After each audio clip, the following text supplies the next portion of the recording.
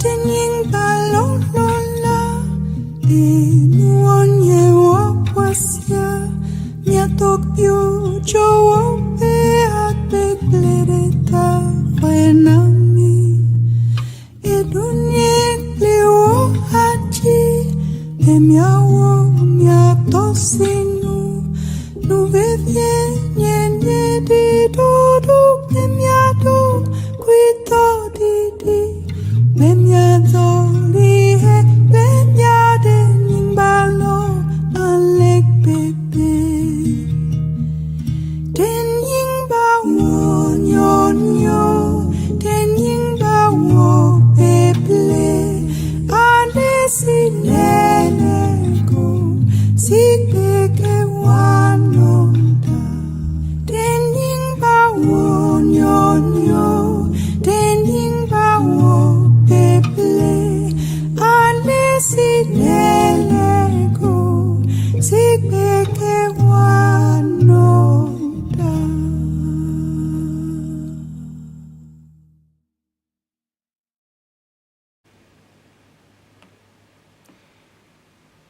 All right, good morning.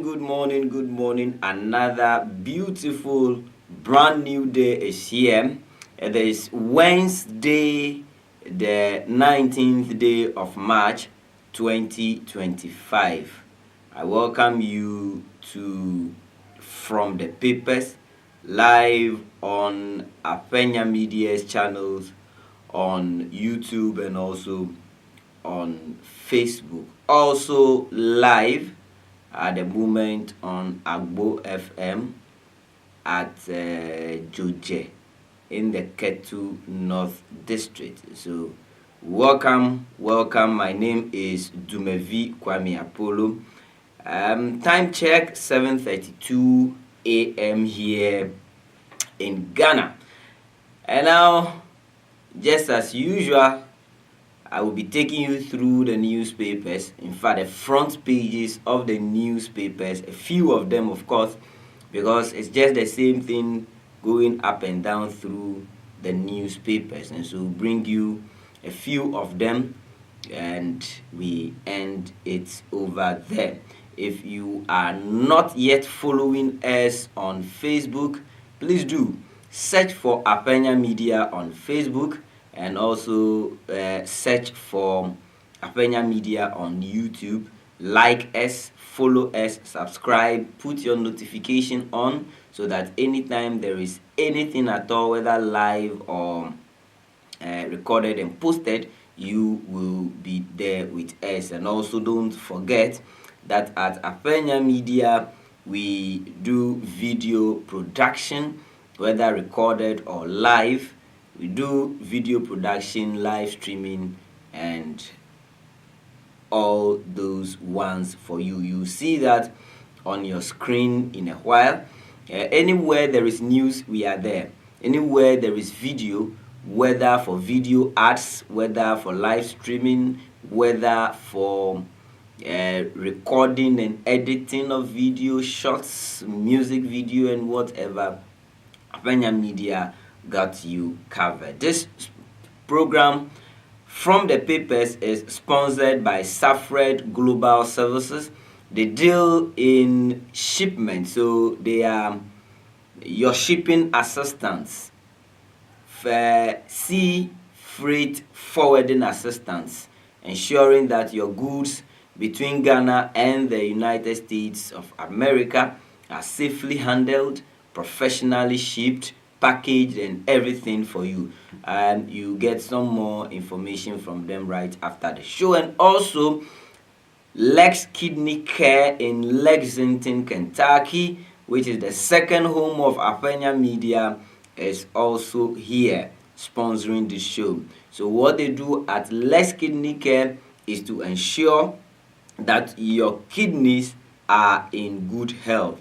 So they do diet management, they do medication, they do renal replacement. And so when you need to replace any part of your kidneys, they will take care of your kidney for you. Anything that has to do with kidney health, Lex Kidney Care is your number one call. All right, so let's go into today's papers immediately, and I am starting today from the Daily Dispatch. The Daily Dispatch. Ajepong to contest NPP 2028 slot. Now, I don't know which of the Ajepongs are being talked about, or is being talked about in the Daily Dispatch in this news item, but I believe it to be I nearly said Ken Oforiatta. Kennedy Ajepong. Let's see. The days are young to start even thinking about some of these things, and we'll be hoping to see what the MPP will come up with come 2028. Then also Baumier's digitalization agenda proven right. Franklin Kujo.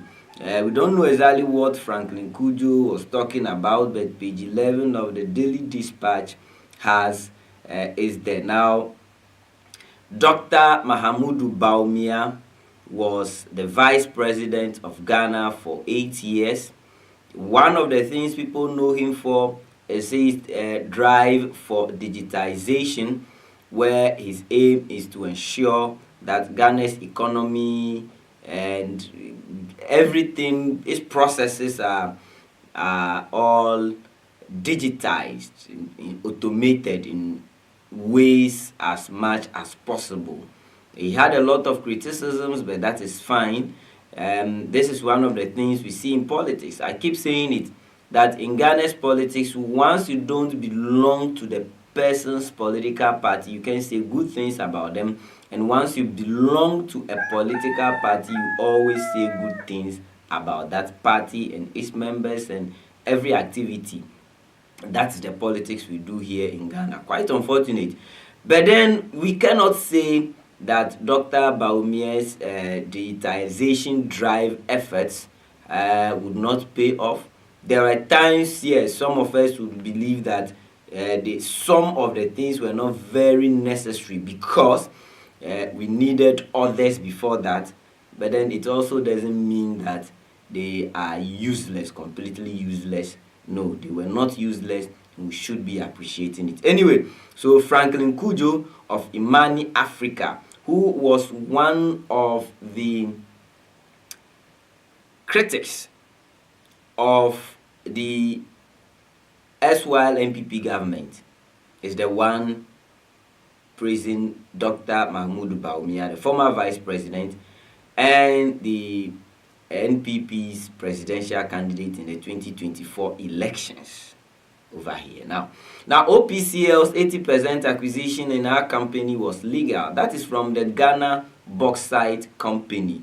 Ghana Bauxite Company also says that, in fact, for those who are having issues with that deal, looks more like they didn't know or don't know what they are talking about, because for all the deal that was done, some people were raising issues of conflict of interest and all of that, and Ghana Bauxite Company says no, that is not true.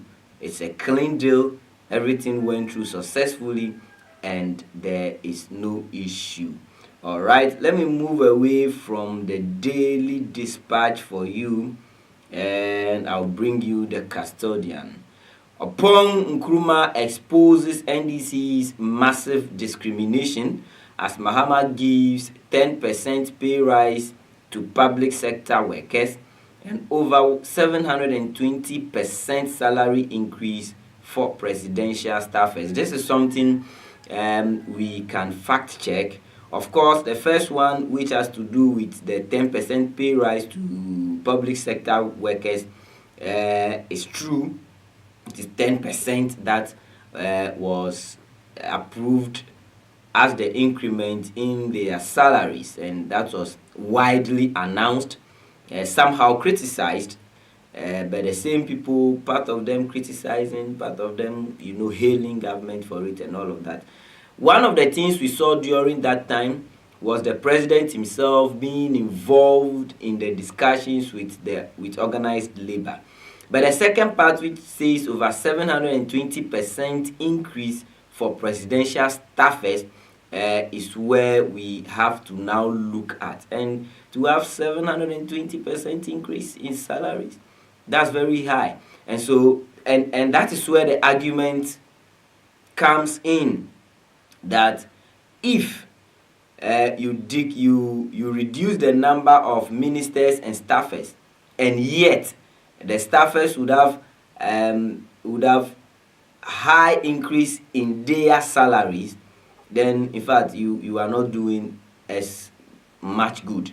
But then again, the over 720% salary increase claim can be fact checked, and we will do that later to actually see whether Honorable Opon Nkrumah was truthful or not. Now, the Deputy Finance Minister, Honorable Thomas Ampemnyako, also said a few things about this which I agree with. Government should be able to tell us, publicize the savings made from the reduction of ministers and the staffers. That will help us a lot, and that will also give confidence to the public. It will bring back the trust we have lost in past governments over the size of government. And so this is important. It should be documented, and it should be publicized, widely publicized, so that we will be able to get that. Now, Mohammed's official X account hacked. So this is one of the things that came up during the week. The president's X account was hacked, and the people were actually using it to promote crypto. Interesting. Now, whatever happened before that account was hacked, we don't know. But one of the things we know is that everyone is a potential victim to hackers. Everyone is a potential victim to hackers. Even the NSA in the US, FBI in the US, people still hack their accounts one way or the other. Sometimes they don't shout about it, but we know their accounts get hacked. And so you need to be serious. In fact, ono bogbolele na obene joti elmo no yo ati mumuwe oeke le bibi vlo le kimi afofo yai. Okay, now Bawumia cannot be blamed for NPP's defeat. Adwoa Safo is a former member of parliament representing the good people of Domin Kwabenya, and she was replaced during the primaries. Mike Okwe Jr. took over from them, and there has been a lot of back and forth between the two of them there. But then Adwoa Safo has been talking these few days, and he has said two main things we'll be looking at. In fact, three things that she said and we'll be looking at. We'll have them in all the papers, but I'll take the one in the custodian at the moment. The first thing she said was that, one, nobody should be blaming Dr. Mahmoud Bawumia, the vice president and the candidate for the defeat of the NPP in 2024 elections. There was something else that she said, and I will do well to get to that one for you. Okay, so let me move to the Daily Analyst. That is where the next one and the third one is. I don't regret abstaining from e-levy vote. Adwoa Safo breaks silence, and this is the biggest one.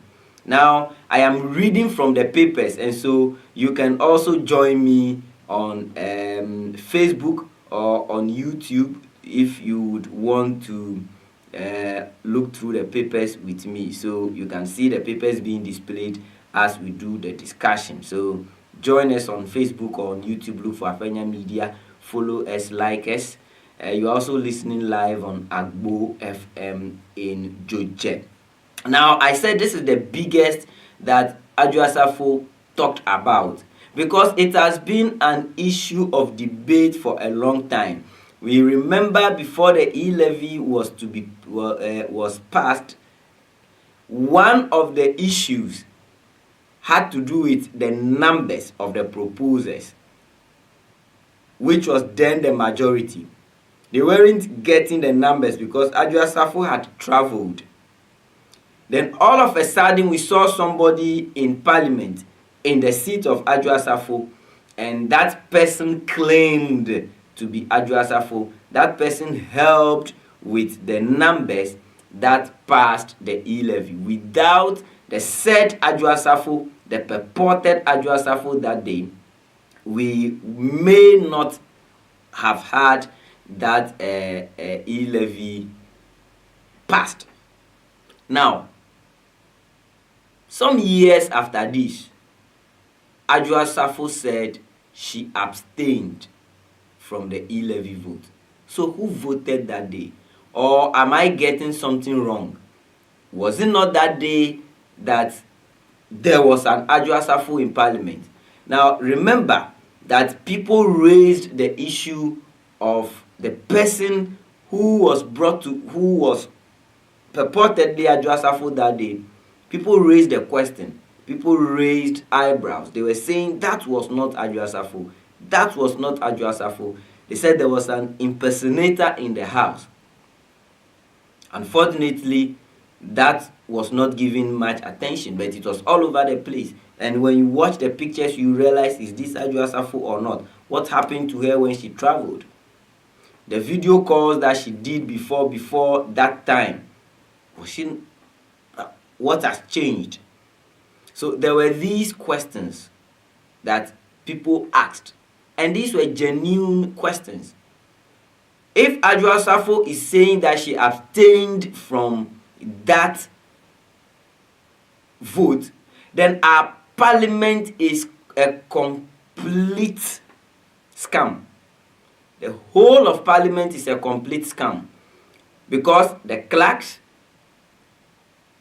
both leaders on the majority and minority with their whips, the speaker that day, the marshals, nobody can tell us that they were also deceived. Now, when the issue was raised by the public that there was an impersonator, somebody who didn't really look like Adwoasafo, or somebody who was not Adwoasafo, what happened? Did we see Parliament refuting it? Did we see Parliament even trying to investigate it? So I am saying that the whole of Parliament should be looked at if this is true, and that also tells us how they are not secured over there. This is a serious thing. Very, very, very, very serious. I don't know how. I'm still thinking that if it wasn't Adwoasafo that day and it was somebody else, like Adwoasafo is trying to let us believe.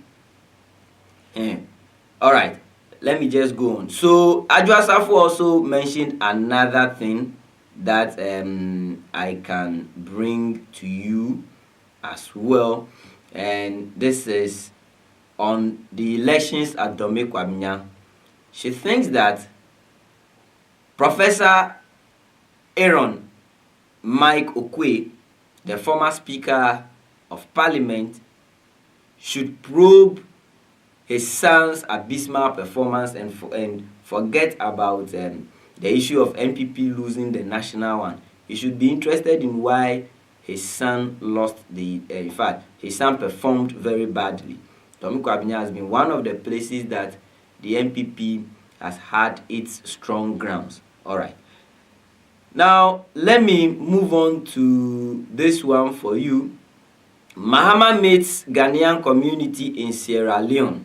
Okay, so as the president visited Sierra Leone, there were Ghanaians who met him over there, all happy to see their president. Air Commodore Ajay Frimpong's appointment sparks uproar. So a lot of NDC members and NDC people, especially the foot soldiers, are against this particular man who has been appointed by President John Dramani Mahama in the recent security services shakeup. I think he was appointed as the chief of naval staff, chief of air staff, yeah, and that is a big issue over there. Now, HIV treatment shortages threaten millions in Africa. So let's be careful too, because as the treatment is now becoming short, as people are not getting their treatment, the spread is also, you get it, be careful. Let's move away from the daily analyst and let me bring daily graphic. Daily graphic says agriculture budget too small for impact. CEO assets at PwC post budget forum. And so that is it. We've been saying that agriculture has been the backbone of our economy, and if we actually want to move forward, then we should pay a lot of attention to agriculture. At the moment, we are being told by the CEO, this CEO, that in fact, how much money is being budgeted in this year's allocation and appropriations plan is too bad, is too small, and cannot help us. Now, the Institute for Social, Statistical and Economic Research, ISSER, says that the 2025 budget inspires a lot of hope. That is also in the daily graphic. Ghana Commercial Bank launches MSC group loans as well, so you can also explore that. Let me move to the new publisher, and the new publisher has some interesting ones. It says popular politician in Ahmed Swale murder deals, police grab suspect. So the suspect was grabbed was it yesterday or 3 days ago by the Ghana Police Service. Let me run you down to what happened. So according to the Ghana Police Service, their investigation showed that somebody from Tiger IPI, somebody who had worked with Tiger IPI, a close friend of the late Ahmed Hussein Swale, actually sent the real picture to a politician. And I know you are guessing who this politician is, because there's only been one politician who publicized or who made public the real picture of Ahmed Swale, and this is Kennedy Agyapong. We should not be afraid to say this. We should not be afraid to mention his name when fingers point to him, the clues are pointing to him, and it will be a double hit on him at the moment. I like Kennedy Agyapong, but with the issue of the murder of Ahmed Swale, I think no, Ken has a lot of questions to answer. And this particular arrest of something Kranting, who worked with Tiger PI, is a big issue.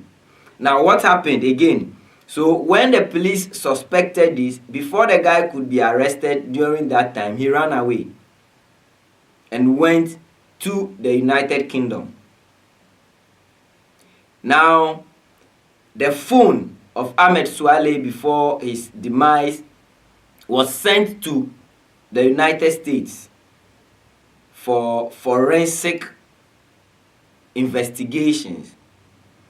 So the people who called him, he calling the people, some of his text messages and everything was actually, most of those things were retrieved. And that was where they realized that he was the one who gave out Ahmed Swale's picture, real photo, to the said politician. And I am saying that the only politician whose name popped up from the very beginning of this case till now for the murder of Ahmed Hussein Swale is Kennedy Ajepong. And now a picture issue is coming in, which also means that it's still pointing fingers at him, because he was the one who actually put this picture live on his TV station. We remember all of this. So this guy, I don't know whether he thought the case has died, and so sneaked back into the country just a week ago. The police had intelligence about it and quickly picked him up.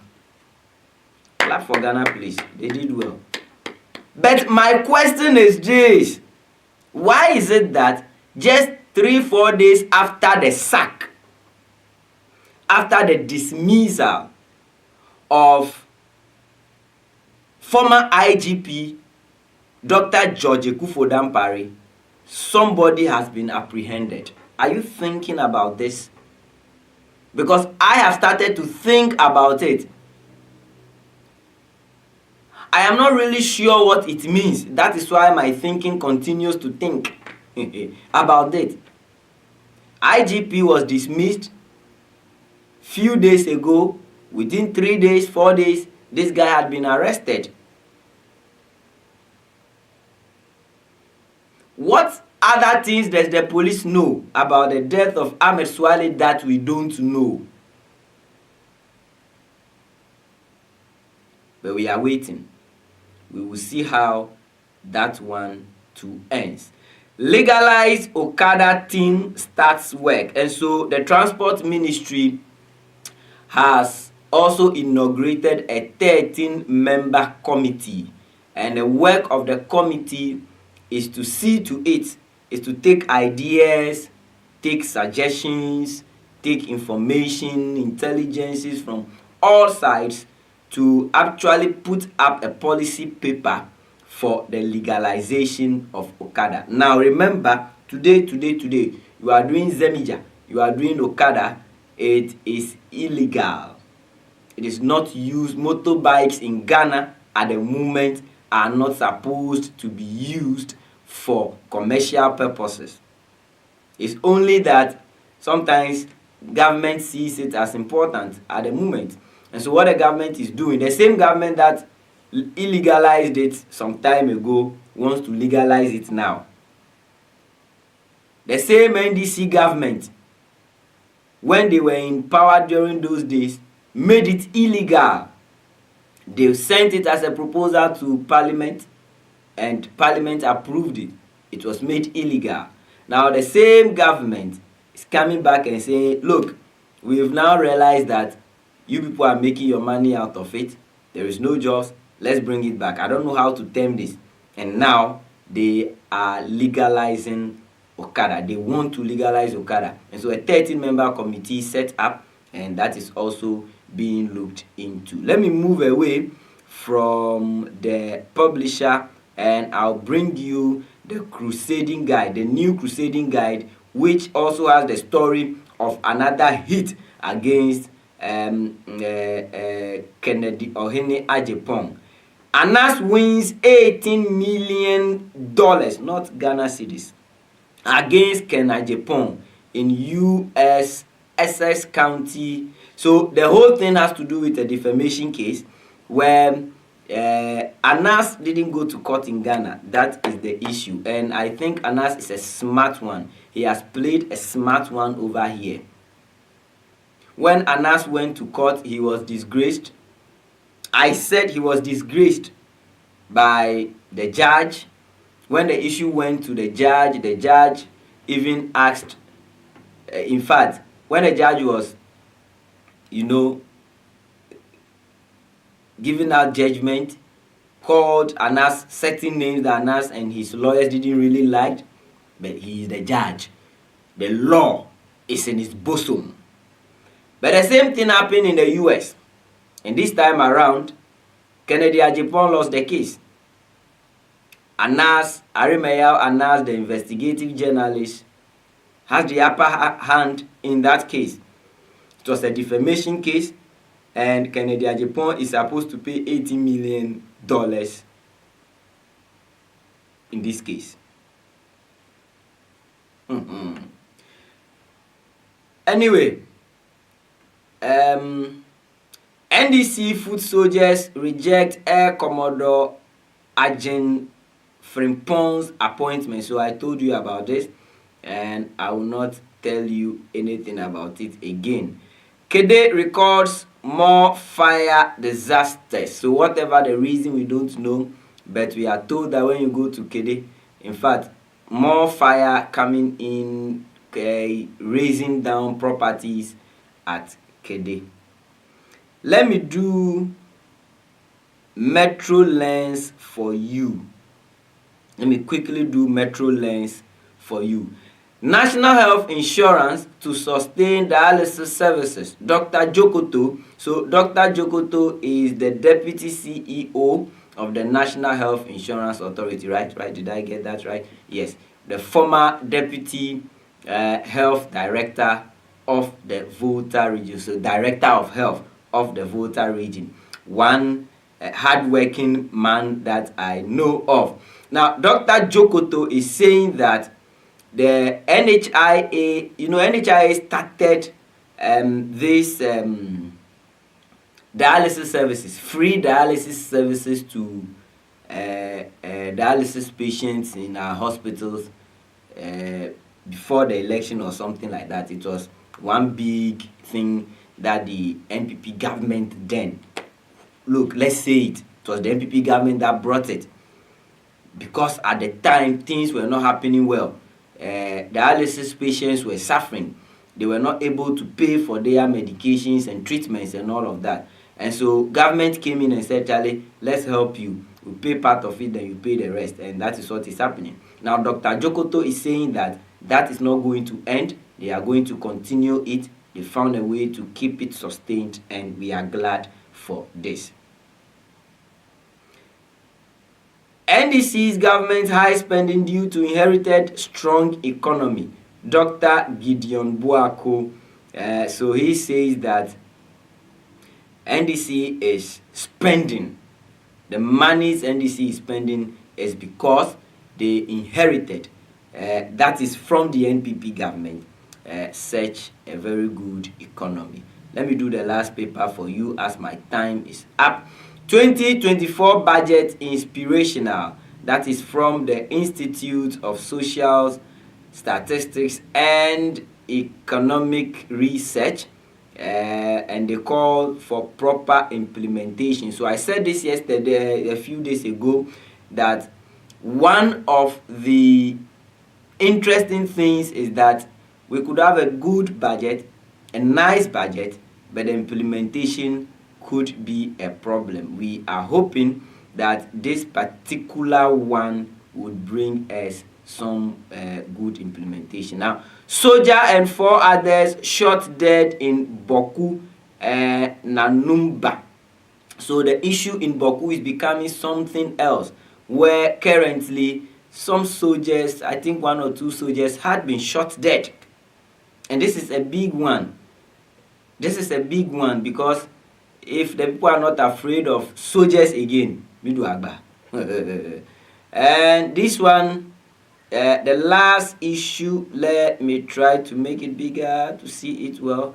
The very last issue in the Ghanaian Times, okay, before that one, not really the last one, there should be one before the last. It says, Ghana records annual shortfall of 330,000 units of blood. This one is from the National Blood Service. And so go and give blood freely, unless it stands against your, how do you call it, your religion or something, or your belief. But go and give blood. People need it. We are continuously in that shortfall. Then make prisons transformative centers. Make prisons transformative centers. So the president is actually giving that advice and task to the newly appointed prisons boss, that the prisons should be able to transform people, make people better. And this is one of the things we don't know. We keep talking about this, and we don't know when government will start implementing some of those things. Community service for some of these workers, not necessarily sending them to the cells and all of that. There is some document that had been published on this, and we'll make it more available again. It's on our website. Using the prisons for agriculture and all of that is also on our website that you can look for. It's 8:05, and of course this is where I will bring today's show from the papers to an end for you. Let me say a very big thank you to my sponsors, Safred Global Services. You hear from them, and also Lex Kidney Care in Lexington, Kentucky. And also thank you to Agbo FM and all the management and staff over there for making this live on their radio as well. And let me use the opportunity to also remind you, go to Facebook and YouTube, look for Afenya Media, like our page, subscribe to us, put your notification bell on, and whenever we post new things, you would be among the first to know. My name is Dumevi Kwame Apollo, and I am hoping to meet you tomorrow 7:30 to 8 o'clock on this show from the papers on Afenya Media's channel on both YouTube and Facebook, and also live on Agbo FM in Juja in the Ketu North district of the Volta region. I'll see you tomorrow. Remember, at 4 p.m. there will be Afenya Jojo, which is at 1:45 we'll do news brief for you, which is news in English. And then also 4 o'clock p.m. there will be Afenya Jojo news in Ewe. And then at 5 o'clock p.m. Pastor Clemens Avuchu will be here, and he would bring us Faith Belt. See you tomorrow. Have a nice day. Bye-bye.